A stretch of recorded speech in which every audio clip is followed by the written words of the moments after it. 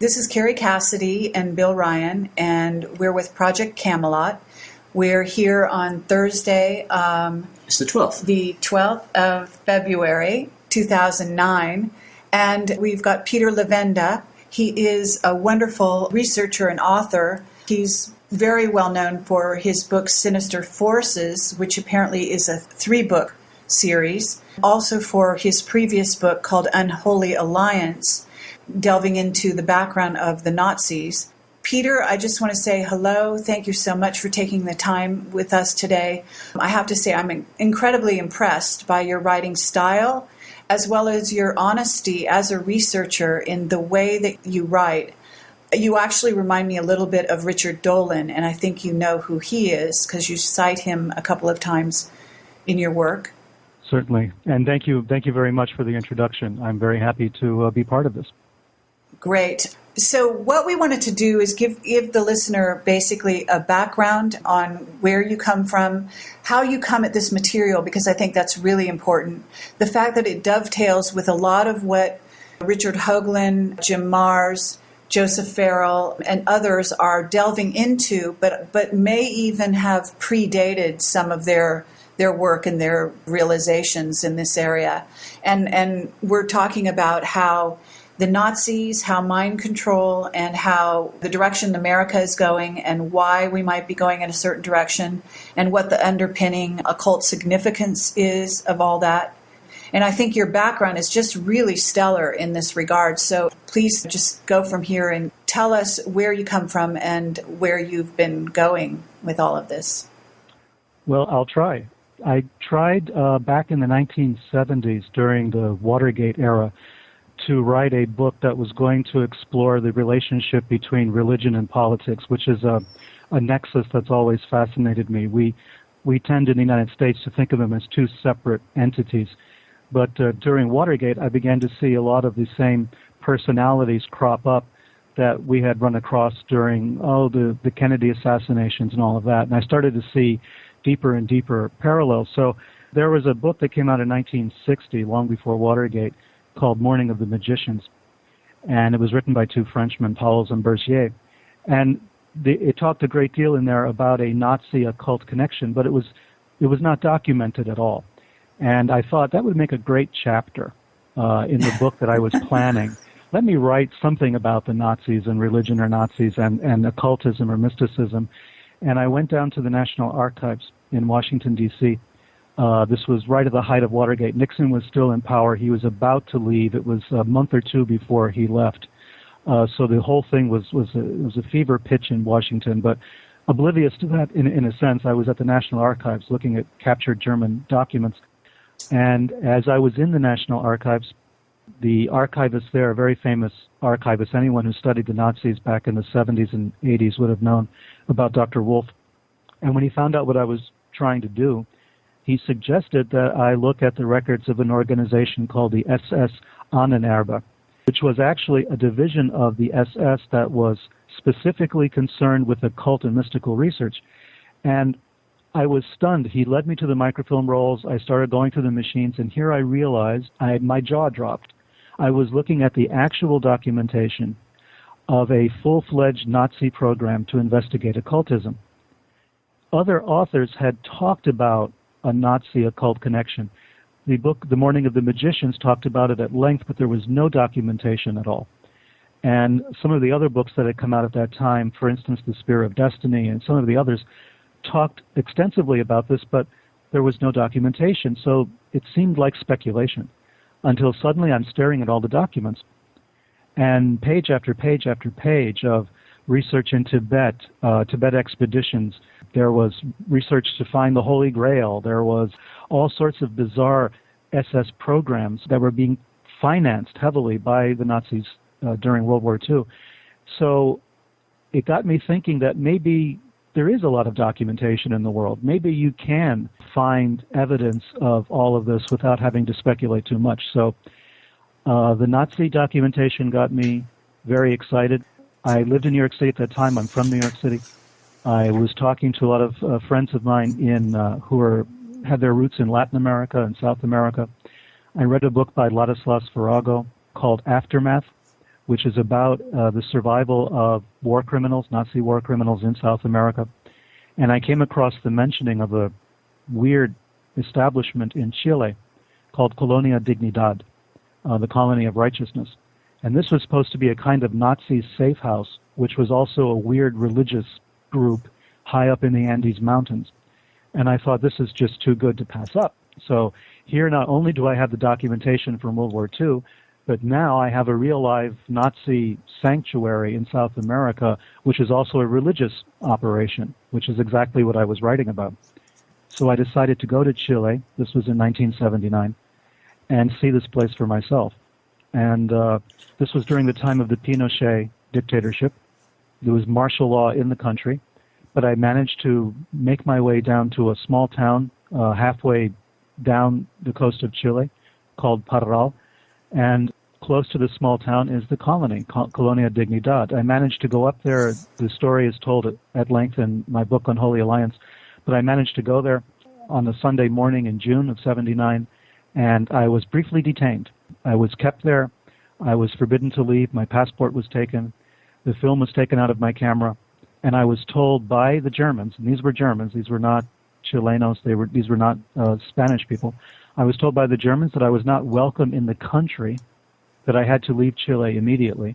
And as I was allowed to leave, which was touch and go for a while, all the way back to Santiago, to the capital where I had my hotel room, I was stopped along the way. I was in a bus, and I was stopped along the way by troops who had set up roadblocks, who were making sure that I was on that bus.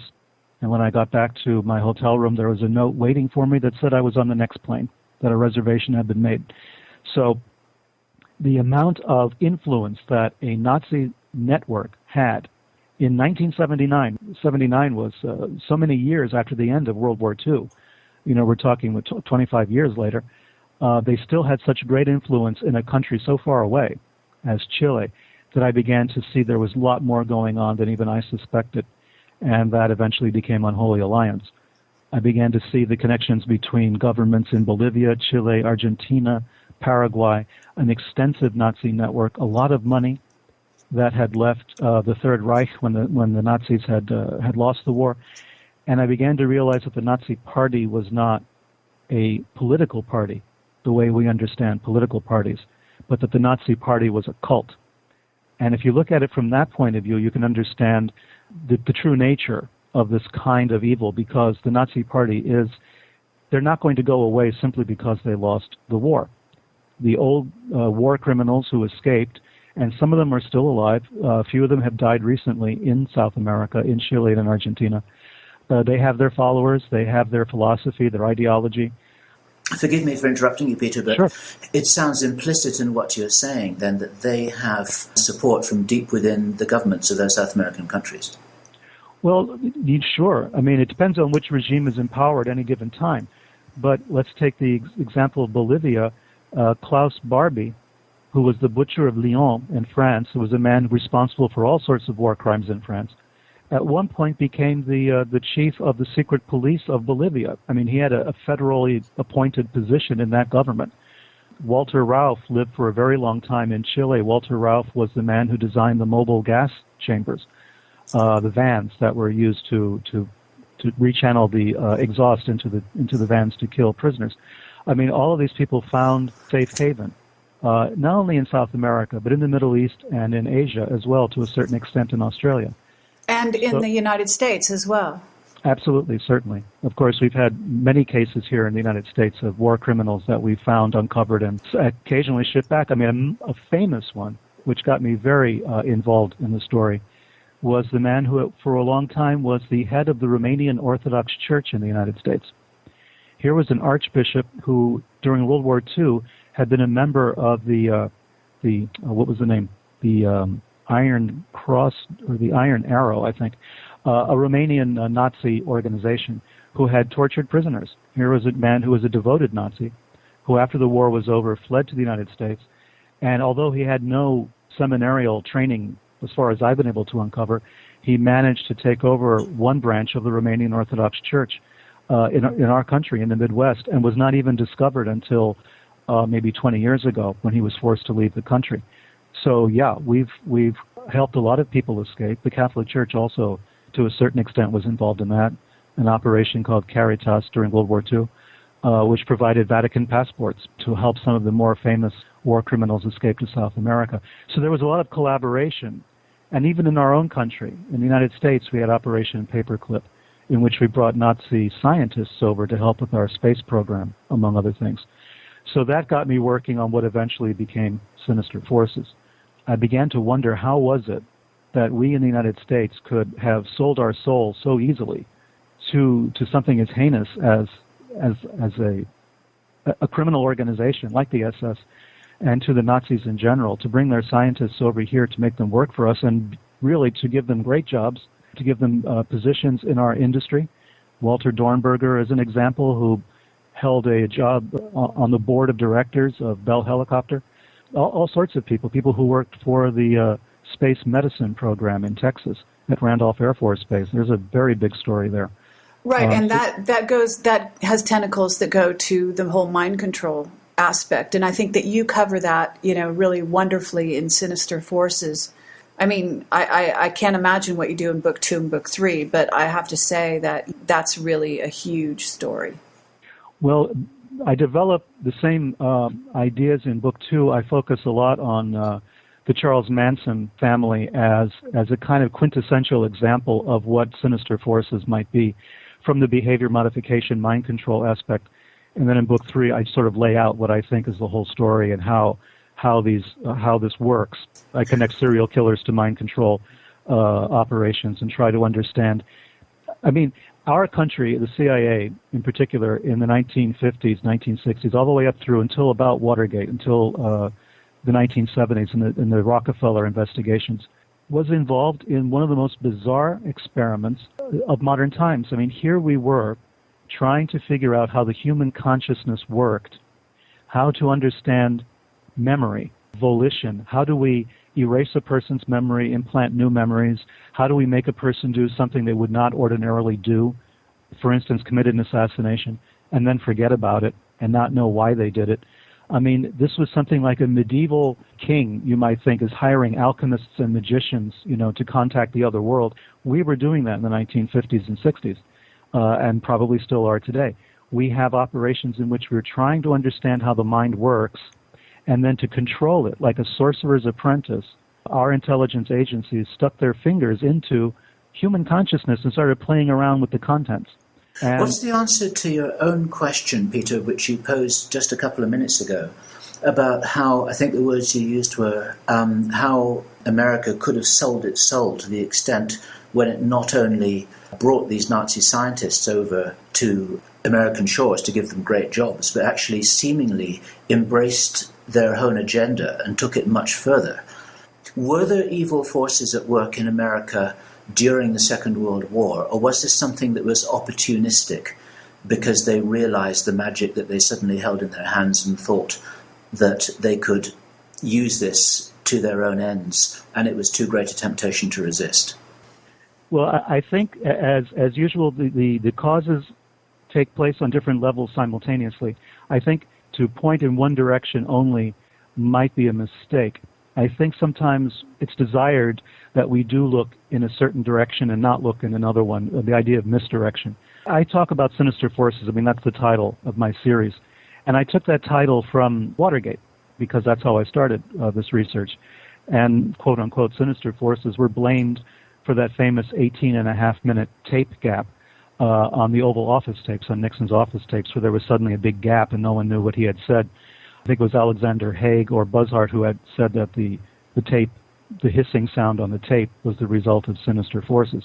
And I like that idea, that there was something darker at work. I think that in many cases what we see around us is theater, a kind of theater, and that there are forces that are deeper, darker, less visible, manipulating events. Or I like to think that what we call coincidence and synchronicity is evidence of the action of a darker force or a deeper force. And are those forces also much more ancient? Because, of course, there are many researchers, possibly yourself, who conclude that this whole thing, this whole dark agenda, had its roots 2 or even 3,000 years ago. And it's been growing steadily since then. Well, actually, in your book, you're talking about going back into the mounds in America. So you're going back thousands, if not millions of years, right? Certainly. And you're talking, there's also the allusion to Egypt and the pyramids, and you're talking about you actually have to get to possible off-world cultures and how we humans, how humanity began on this planet when you go that deep, really. Well, when I started looking at the burial mounds, and the idea of the Indian burial mounds came to me surely by accident, because I was researching Manson, and I decided to go where Charles Manson had grown up, which is a town called Ashland in Kentucky. And I was struck by the fact that there were Indian burial mounds right in the center of town. And I started to research that, wondering what did that mean. I had never really come across this before. This was brand new to me. And I started to look at the fact that these mounds are all over the United States, especially east of the Mississippi, but also west of the Mississippi to a certain extent. And I was struck by the fact that there was actually an ancient civilization in America, in North America, that we had no clue about. And it was just as ancient as anything that was taking place in the Middle East. The earthworks that they built were in some cases more grand and a lot larger than the pyramids.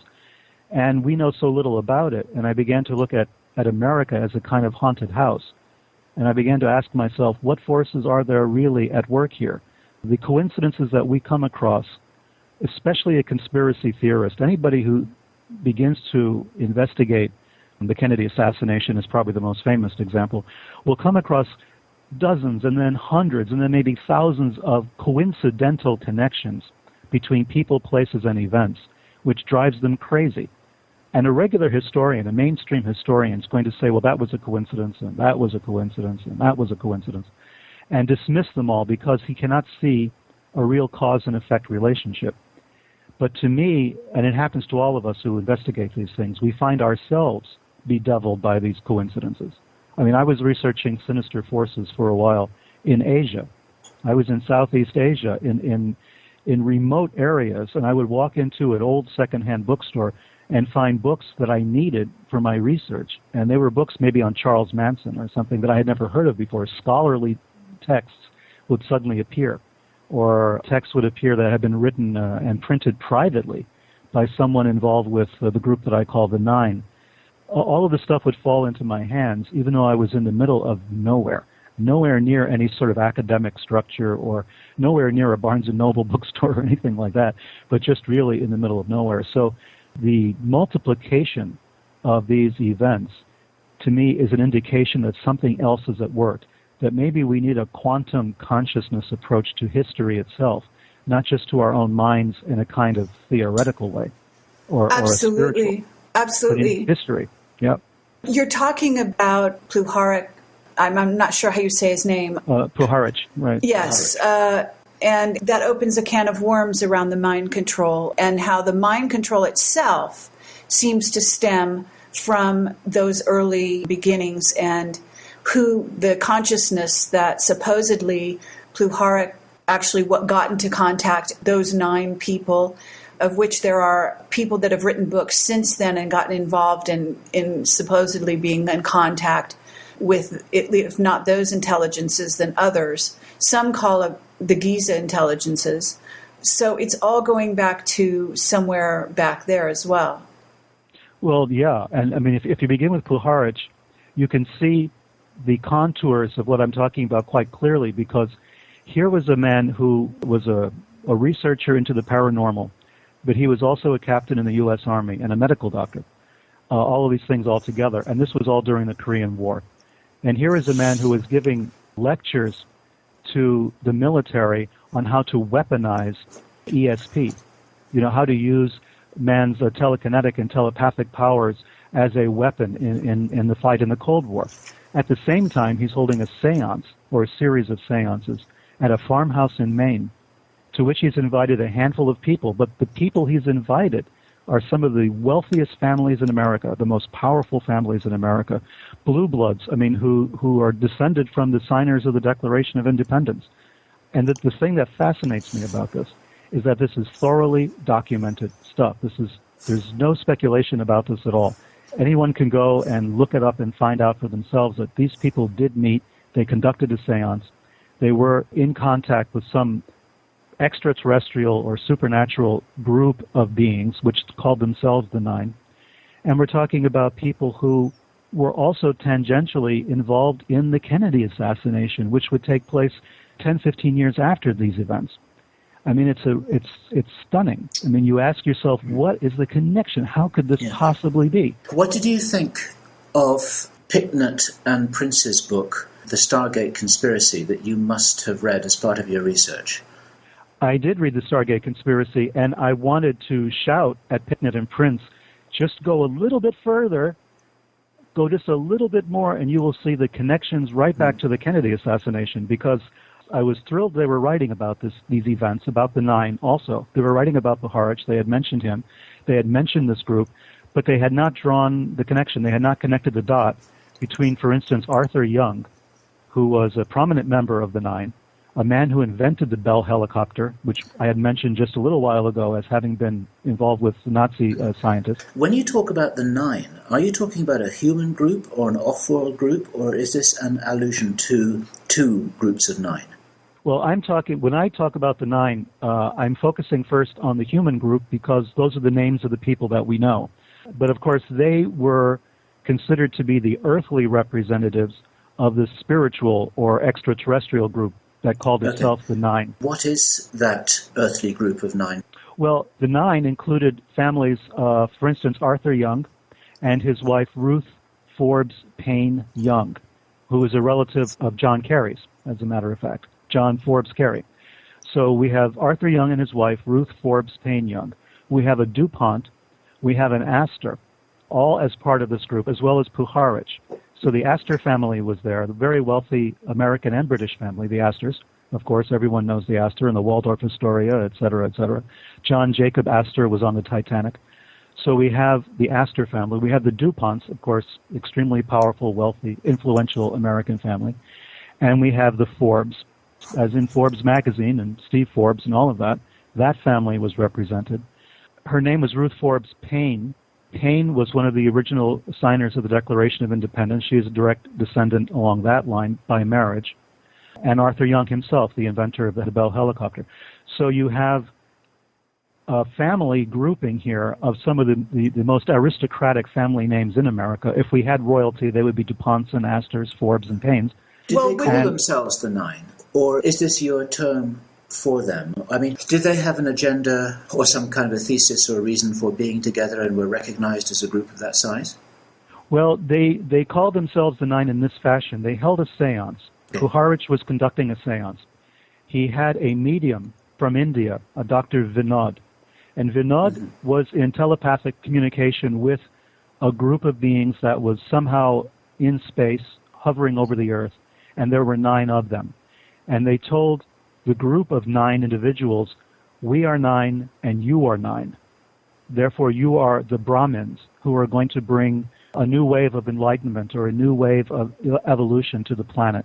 We're going to use you as our vehicle for causing this kind of spiritual evolution, this jump-starting of evolution, if you will. Okay. And this was also a takeoff on basically what the Illuminati had been, their philosophy since the beginning of the group that we call the Illuminati, of which these families are all part. Well, that's the implication. I mean, otherwise, why are these people, as I said it before, some of the wealthiest individuals in the United States are in Maine in a barn in the woods on New Year's Eve when they could have been anywhere else in the world because they had the money, they had the wherewithal, they had the connections. Instead, they're holding seances in the freezing cold in the winter in this barn. What is the motivation for this? What is the purpose? How did they know each other? We don't know so much about that. We know that Puharich was the guy bringing them all together for the seance, and they willingly went and took part in this endeavor, not just once but several times. So their motivation on their own, I don't know. I wouldn't want to speculate except to say we're talking about the most powerful people in our country at the time. And the analogy that you're drawing here is that there's good evidence that the Nazis were doing something similar, both before and during the war, and yet you're saying that this practice of powerful individuals from powerful families in a powerful nation state are suddenly doing the same thing several decades later. Well, yes, less than 10 years later. If we count the end of World War II as 45, these people were meeting in the early 1950s. And what Himmler was doing himself, I went and visited in Germany, the castle that he had renovated called Wewelsburg. It's near the town of Paderborn in Germany. And this castle was developed by him to be a kind of Vatican for the SS. It was going to be their spiritual headquarters. And he was conducting very similar rituals there. He had duplicated a kind of round table, a sort of Arthurian Camelot kind of idea. There would be 12 knights around it, which were the highest-ranking SS officers, and they would gather in meditation at this table in a room which was directly over a crypt. And in the crypt would be placed urns containing the ashes of SS officers as they died, the high-ranking ones. There was a special niche for each one. There were swastikas engraved in the floors and the whole 9 yards. And so the similar idea of meditation, of trying to contact supernatural beings to guide the SS, was now being duplicated by a group called the Nine. And if we think in terms of race, the SS, like all the Nazis, were obsessed with race and racial purity. Suddenly with the Nine, we have, as I said, the blue-blooded American families, DuPonts, Astors, Paynes, Forbes. We have this gathering of the, for want of a better word, the most racially acceptable to the Nazis grouping in guided meditations in the woods, doing the same thing, except there were not 12. In this case, there were 9, very specifically. So I'm not trying to draw too close a connection between what the Nazis were doing and the Nine. The practices were quite similar. It was a group seance. It was a meditation. It was something to do with evolution of the race. Okay, so but you have a lot of the same themes. But there. What you also, I think, continue to investigate is to find out where that information that they were receiving from the Nine went from there, because I believe there is a trail that connects through SRI and Hal Puthoff and Ingo Swann, remote viewing, and actually then circles back and also has to do with, were people that were involved in mind control then utilizing some of that information, and or is it guiding, for example, the agenda of the Illuminati to this day? Well, it certainly did make that route that you just described. And the connective tissue in all of this, of course, is Andrija Puharich. Puharich was the man largely credited with having discovered Uri Geller, for instance, the famous Israeli psychic. He brought Geller to SRI in California to be tested. And there was also a connection with SRI and that grouping with the people at Jonestown. The connections are vast with all of this, and if you start pulling at the threads, What's you'll become the Jonestown extremely connection, paranoid. Peter? Well, yes. In Volume 2, I have about 100 pages alone just on Jonestown, because the amount of work that has yet to be done just to decode that event, is still enormous. We really know very little about what really happened at Jonestown. But slowly but surely, more and more information has been revealed over the last 20 years or so. Some of it by a good friend of mine called Jim Hogan, an investigative journalist who spent a lot of time researching Jonestown and came up with some of the CIA documents to verify that Jim Jones himself was some kind of contract agent with the CIA. He had what's called a 201 file at CIA. So we know there was a connection there. But as far as the connection with SRI, I think it was Russell Targ, if I'm not mistaken. I believe it's Russell Targ who was the man who was involved with both Jonestown and SRI and Hal Puthoff. There's also Yes. the link back to Puharich as being part of working for the CIA. Yes, as far as Uri Geller was concerned, Geller always said that Puharich was his handler for the CIA. He's made that statement several times.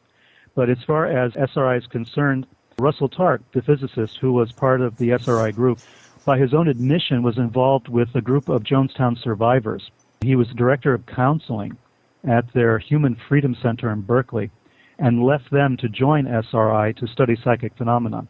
The group that he was working with, Al and Jeannie Myrtle, after he left them, a few weeks after Targ left them to join SRI, the Myrtles were found dead, murdered execution style in their home. So the connection between Targ, SRI, and Jonestown is definite. What it means, we don't know. But we do know that Targ worked with the Myrtles, which was a group of survivors of the Jonestown Massacre, people who had left the Jim Jones Church, the People's Temple, and were trying to raise consciousness against it. They had written a book about the People's Temple, and Targ was working with them. He left to join SRI, and a couple of weeks later, the Myrtles were dead.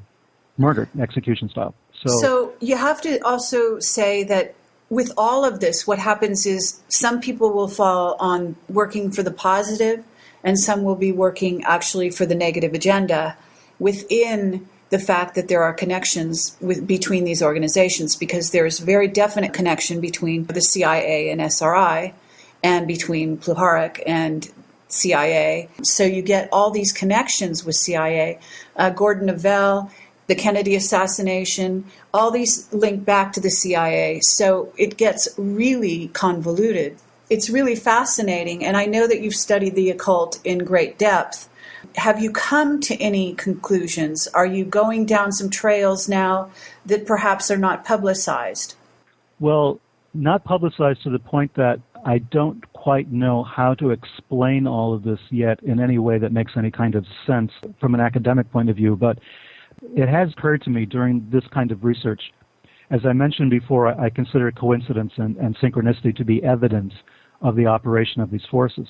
I think that these forces are there, and I think that groups of human beings from time to time make a conscious effort to contact these forces, to manipulate them, to use them for their own advantages.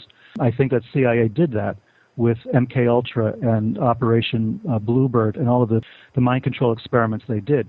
If you take a human being and you try to manipulate their consciousness, you try to erase their memories, replace their memories, program them as assassins, as an example, then what you're doing is you're essentially initiating that human being. I mean, you're putting them through a kind of spiritual initiation, but with none of the safeguards, with none of the spiritual preparation that a person would normally go through to become protected against whatever demons are invoked in the process. So it was a very irresponsible, callous, cruel program that CIA had undertaken at that time. These irresponsible or actually intentional? I mean, that's really the question, isn't it? Of the heads of CIA, if they knew what they were getting into and they were invoking these negative forces, in essence, and bringing them into the bodies of programmed assassins, and some of which are actually sleeper agents that may indeed be part of our society at the moment, sitting around waiting to be triggered. In essence, what you're looking at is could be an intentional agenda, and that's where it gets very interesting when you're starting to look at the future and what we're actually faced with. Well, yeah, I mean, I think one of the good indications of how bad it got was the man who was for a long time in charge of this program at CIA called Sidney Gottlieb, Dr. Sidney Gottlieb. Gottlieb, eventually, when the MKUltra project was disbanded, quote unquote, by Richard Helms in the mid-1970s, Gottlieb went a little weird. He, at one point, became a Buddhist monk. He went to India. He tried to essentially pay for his sins. He wouldn't talk about his program anymore, but he became a kind of recluse and was obviously trying to live simply. He was living off the land. He was living in a farmhouse, I believe, in Virginia. After he came back from India, he was a man who was shattered by the realizations of what he had done, by the sins that he had committed against other human beings. So if the leader, if the creator, or the handmaiden of this operation felt that way, I wonder what the day-to-day perpetrators felt, the people who are actually involved in the day-to-day programming of these individuals. I, for one, I think there's a tremendous amount of evidence to suggest that Sirhan was just exactly one of those assassins who had been created. I've gone through Sirhan's diaries, the diaries he was keeping up to the point he was arrested for the assassination of Senator Robert Kennedy. And he has no idea what happened, does he? He doesn't. I mean, he admits he did it because he figures, he did it. I mean, if he's arrested for it and he was there, he must have done it, but he has no memory of it. And his diaries are extremely suggestive of someone who's been through a behavior modification program, something like a mind control program. It's fascinating stuff.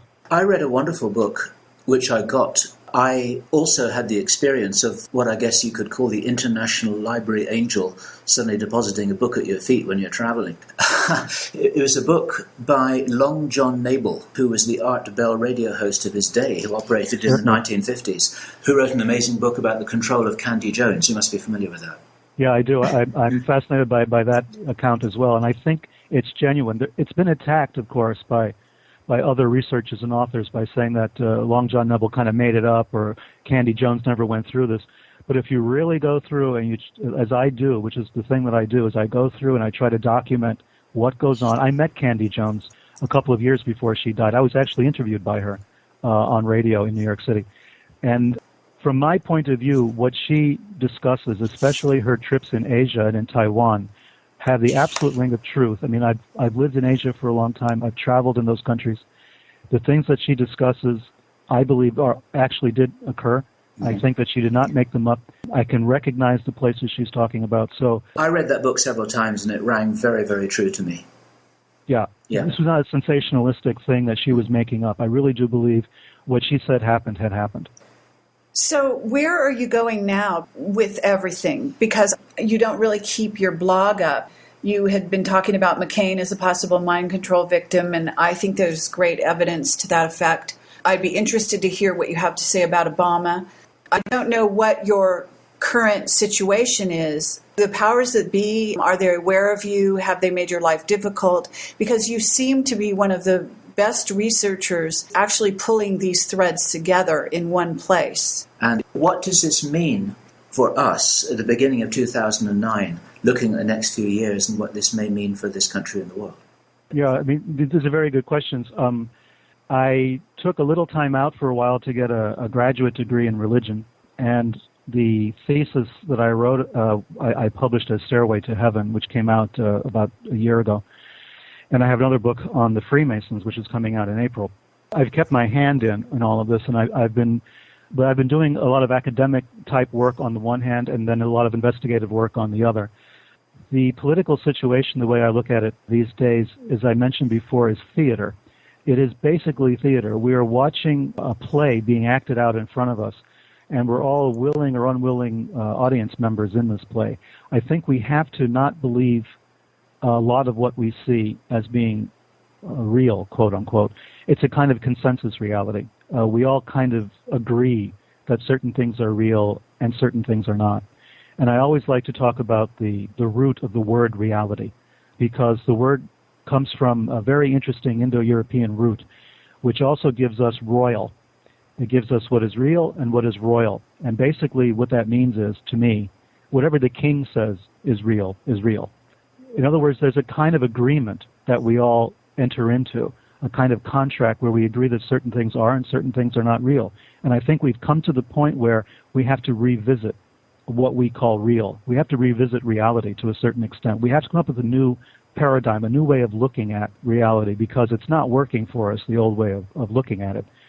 We're too easily manipulated. Our country has made a science of the manipulation of reality since at least the Korean War, if not before. Communication science, which is being taught in the universities all across the country, came into being as a result of World War II and psychological warfare studies. I mean, the same guys who created psychological warfare for use during the war were the guys who, in the private sector, developed programs for teaching advertising, marketing, and communication. Mm-hmm. So we are really struggling with psychological warfare being directed against us by manipulating our reality. Right, a form of propaganda and mind control in and of itself, just as television becomes, in a sense, a mind control tool. On a massive, massive scale. I used to live, as I mentioned, in Asia, and we would get CNN out there. And I don't want to single out CNN particularly for opprobrium, but they are sort of an international news organization that you can pick up on cable channels all over the world. And there was one particular instance where I'm in Kuala Lumpur, and there was a riot going on CNN, on television, in a restaurant. It was being carried live, and we're looking at the television screen, and we are at the site where this riot is supposed to be taking place, and there's no riot there. So we're watching, and we're all looking at each other. We're watching the screen, and we're saying, "What is this?" And it turned out there were 3 or 4 people in a corner somewhere, and a camera was on them. And the way it looked as if there were all of these really angry people rioting. And I was getting a phone call from friends of mine saying, "Go away, get out, there's a riot taking place, we can see it on television." And we're all sitting in the restaurant saying, "Well, where's the riot? You know, there is no riot." I mean, it was manufactured news, essentially.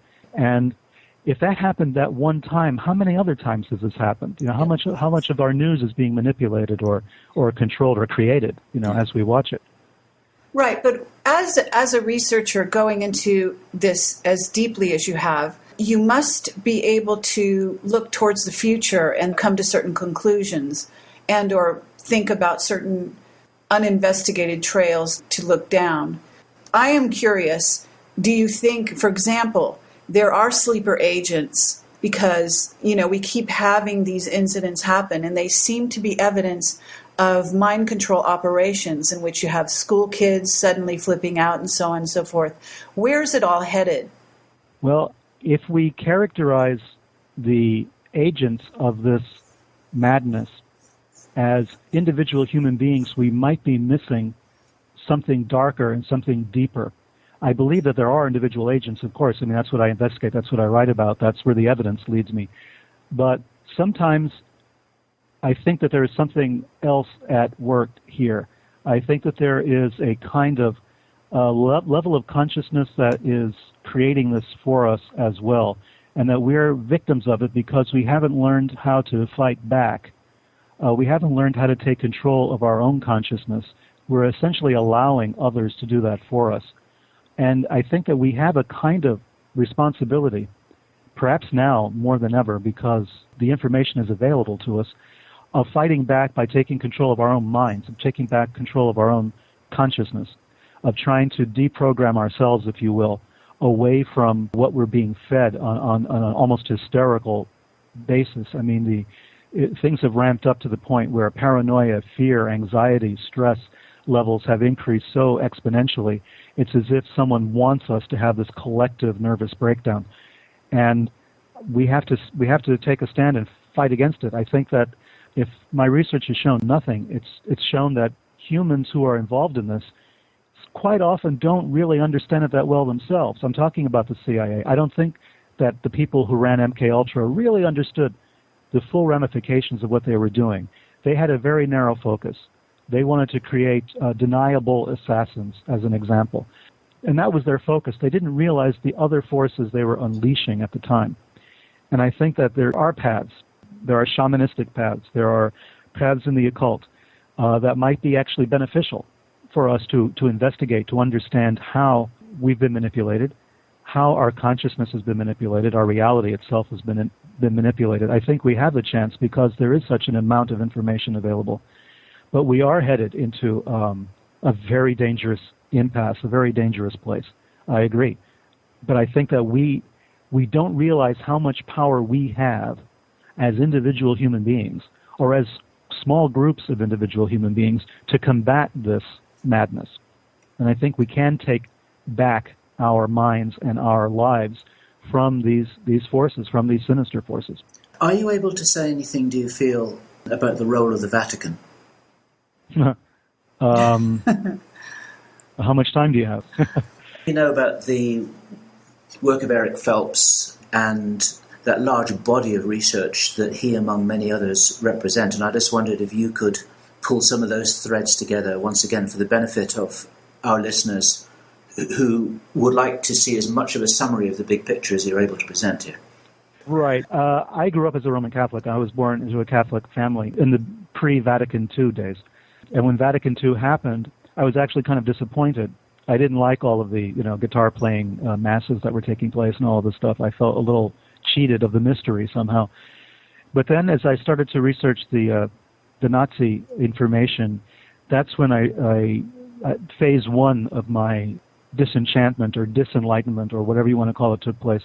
And that was understanding the degree to which elements within the Vatican had assisted war criminals with hideous records to escape, how they protected them at safe houses throughout Europe and then in Latin America, how they gave them Vatican passports, how we had the spectacle of Nazi war criminals dressed as priests entering Argentina, entering Brazil, in one case, performing a marriage ceremony as a priest. I mean, I can't even imagine what that poor family would have felt had they known that it was a man responsible for the deaths of hundreds of, if not thousands of people, blessing their union as a fake priest. So all of this that was phase one.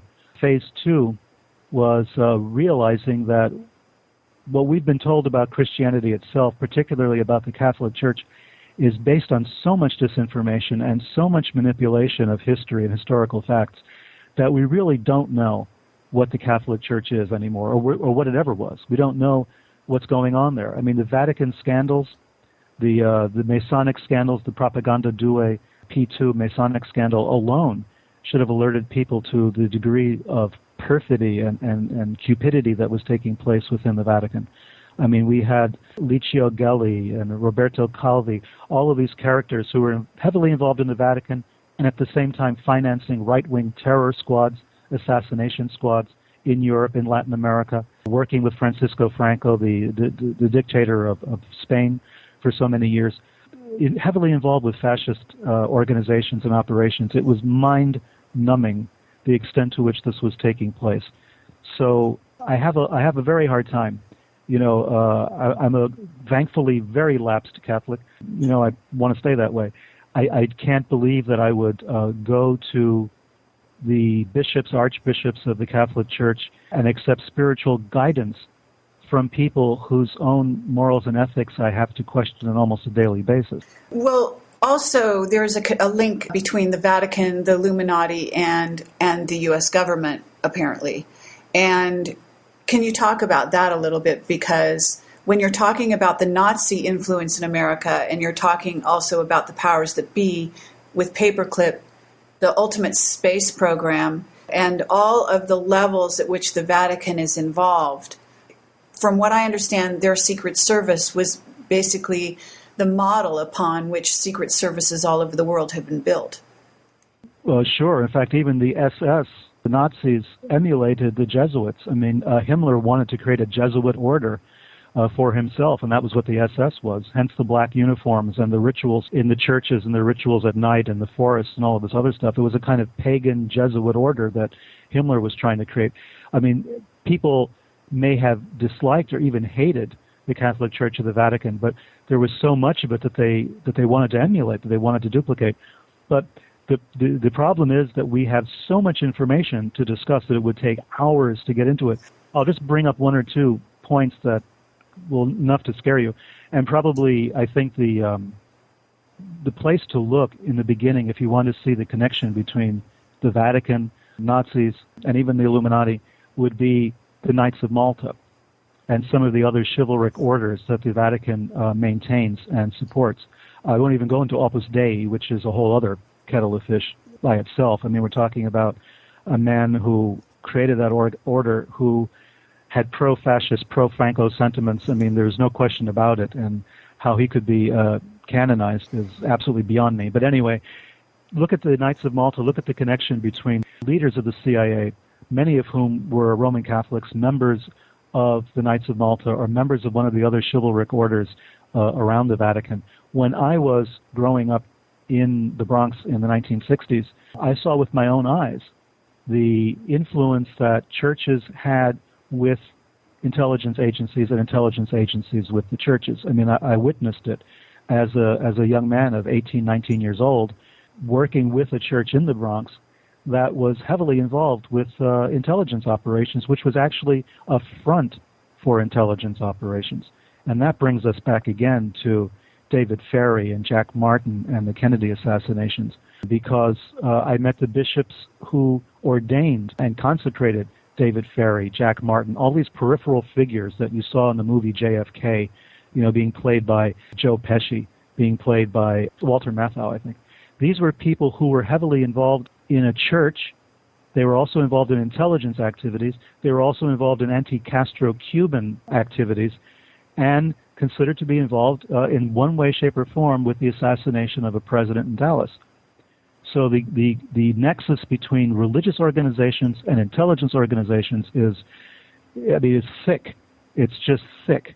And like I say, I saw it with my own eyes. I know the church that Ferry and Martin belonged to in 1968 when Jim Garrison was ramping up that investigation into the Kennedy assassination.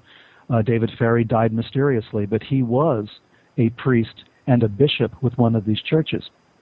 So, don't you also get into maybe what's going on with the agenda in terms of how this plays out, for example, in the economy of the world going, downhill, and the desire for the one world government, and how there are certain problems being created so that a solution can be created, as you know, possibly David Icke's work in that area.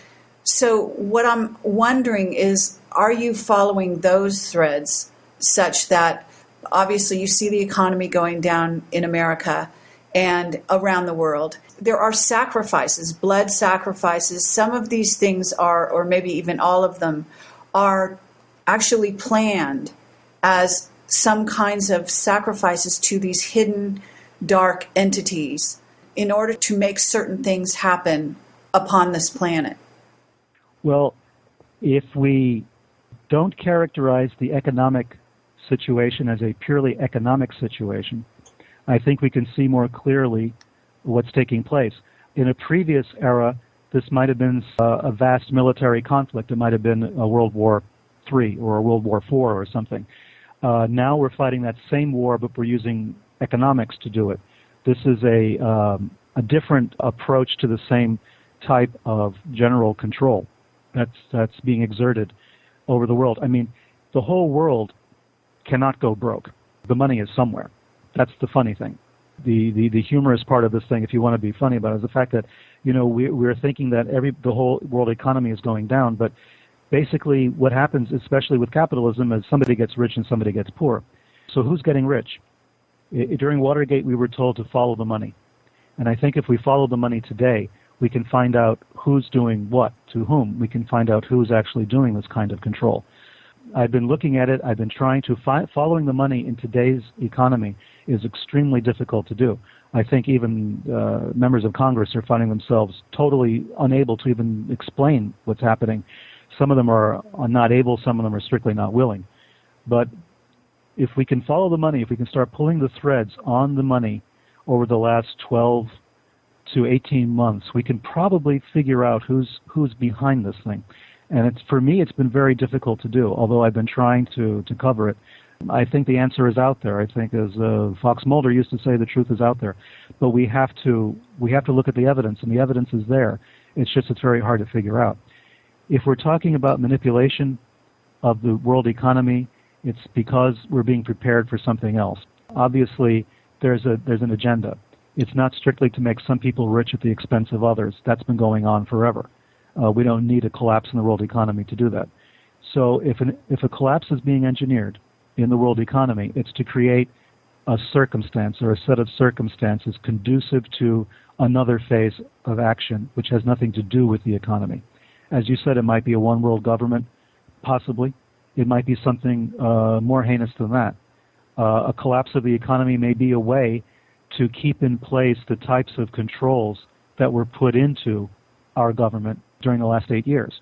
It may be a way of preempting any kind of change that we thought we were voting for, some of us anyway. So there may be a way to, as 9/11 essentially was a Reichstag fire, which gave a president total control of the government in terms of the Patriot Act and everything else. Collapse in the economy is essentially another 9/11. And it's going to give the government additional powers that it never had. It's just another kind of control, demolition. It's another kind of control. It's a what's the word I'm looking for? A consolidation of all of this. If we put the Patriot Act and some of the other things that took place, the wiretaps, the illegal stuff that's been going on, and we now couple that with government control of banks and corporations, we have fascism. Some people are talking about creating socialism or communism here, but fascism is also a wedding between the state and the corporation. It's not just socialism that we're talking about. The one thing that nobody wants to talk about is the fact that we've been creeping closer and closer to fascism in the last 40 or 50 years. And that scares me, believe it or not, more than socialism does or even communism. What frightens me most is a kind of fascism, an American style of fascism. Well, I mean, this is the premise of Jim Marr's book, as you know. Yes. And it is basically a fait accompli in the minds of many, even behind the scenes with Richard Hoagland and his investigation into NASA and the symbolism there and the paperclip background behind, the space program. So the agenda seems to have been a kind of fascism that stemmed out of World War II and is being continued today. But where is that going? Once they have total control, then what? It's almost like they already have total control as it is. One wonders what next. And the only thing we've gotten so far in our study of this mystery is the idea of population elimination. In other words, they want to eliminate large segments of the population. They haven't been able to do so with other means, but if not that and with viruses and so on. In other words, this control you're talking about has to lead to something, because control is something they've, in a sense, always had. But they're tightening it, and as you say, they're consolidating it. So with what purpose in mind? Well, that's another good question, and it's something, too, that would probably take a long time to try to analyze. I think that the powers that be, quote unquote, are not 100% happy yet. They don't really feel they have the kind of control they would like. Part of the reason for that is the explosion of technology, which seems to be getting out of control. You don't notice it perhaps as much in this country as you would overseas, where this kind of technology, the internet in particular, has given people at the grassroots level a voice they never had before. So the governments in those parts of the world, especially in developing countries, are struggling very hard to control the technology and control access to information. Right now, we're talking over the internet, and this will be available on the internet, so people who want to can hear it. But this kind of control eventually will probably have to be extended over what we're doing, over the internet, over the free exchange of information. I think it's already started, and I think it's going to continue until there is control over information. And once you control information, you control reality. You control consciousness. Once the independent operators are gone, once they've been closed down, there will only be the party line that's left. 1984, isn't it? And it is 1984. I mean, some people listening to this are going to say to themselves, these are the aluminum hat people, the tinfoil hats. Now we're all worried about, vast conspiracies taking control. I want to tell you something to the listeners who maybe think that, at times this is out in left field. I was a somewhat friendly terms with a man called Norman Mailer, a famous author, one of America's most famous novelists and journalists and authors, who passed away recently. A man I admired very much. He was kind enough to praise my own work and write a foreword to Unholy Alliance. He spoke in my presence about the fact that America was heading towards fascism. Many people of that social setting, other authors, some of them Pulitzer Prize-winning authors, people who are understood to be great thinkers, great members of the intelligentsia, have all said the same thing to me or in my presence, that we are heading towards fascism, that America, according to Norman Mailer, back a couple of years ago, he said America was in what he called a pre-fascist condition, but that we were heading inexorably towards fascism. Other authors since then have said the same thing. So this is not something that only a handful of people on the absolute fringe are feeling. These are things that are being felt on other levels by other people who are not involved in this kind of investigation, people who are not doing this kind of research, people who have just opened their eyes and who've looked around and said, my goodness, this is what's going on. We're becoming a fascist country. One of the things that confuses people sometimes, as you must be well aware, is the idea that somehow there's a spectrum with socialism on the left and fascism on the right, and the two are very different. Actually, they meet in the middle, kind of loop round in a kind of circle, one going to the left and one going to the right, and extreme socialism and extreme fascism are actually very similar. That's the point I was just going to make. To have fascism or to have socialism, you have to have a marriage between the state and business. I mean, that's how it's done. Either the government owns the means of production, as it does in a socialist or a communist country, or the state and the corporations have a working relationship, a nice working relationship, as Eisenhower warned us about when he left office. He talked about the military-industrial complex and how frightened he was that that was happening. That is fascism. So does it matter to the average person whether or not the government owns the means of production or the government and the state and the corporations are in bed together? Does it really matter to us on the street? It's going to be the same effect. We're still going to be controlled. Our economy is going to be controlled. Our freedoms are going to be drastically curtailed. So in the end, what difference does it make? I've talked to people about 9/11 a lot. There's been a lot of course, discussion about 9/11. And I've always said it was a Reichstag fire. It's what happened in Germany. It's how Hitler took complete control of the government, was the Reichstag burned down. And he blamed the communists for it. And my point was, do we really care who burned down the Reichstag at this point? All we really care about is the fact that it brought Hitler to power. So in our case, what did 9/11 do? It pushed all of these heinous attacks on our liberty and our privacy. It pushed them right into the forefront. It made it acceptable. That's what happened. That was the real effect of all of this. We can talk about 9/11, for instance. We can talk about conspiracies. But let's not lose sight of the fact that what happened, the effect of it, was that we lost more liberty, we lost more privacy. Right, and so then that gets back to the overall agenda, and Yes. It's not a conspiracy theory, it's a conspiracy fact when you look at all the evidence. And what's happening is that this particular agenda is being rolled out. And of course, it's very heartening that you do talk about how consciousness and the role of consciousness was getting out of the hands of the people in MK Ultra, such that people like Gottlieb himself, who was certainly one of the masterminds behind all of that, goes on his own sojourn to India looking for some kind of spiritual way out, I think, of the responsibility for which he, it's basically like walking around in some kind of, living hell, I'm sure, being inside that guy's head. And so, in essence, all of this is playing out in a microcosm around the globe, not just America, because I see it in many countries. In fact, England has the best surveillance system on the streets, cameras, etc. So what's happening is, on some level, it seems to be manifesting in America sort of in a more overt way, but in a covert way, it's actually existed in small countries under despots that were financed by the CIA, and then across the globe, masterminding the governments behind countries like Switzerland and so on. Well, right. I mean, what's very amusing to me in a sardonic sort of way is the fact that in the United States, if you talk about conspiracies, you're poo-pooed, you're shot down, it's considered, paranoid fantasy. And yet we recognize without hesitation the fact that conspiracies like this exist in every other country on the planet, right? So when Benazir Bhutto, the former prime minister of Pakistan, was gunned down last year in Pakistan, everyone said, of course, it was a conspiracy. There were elements of the Pakistani secret police involved, Al-Qaeda maybe involved, or the Taliban, or who knows what. But it was a conspiracy.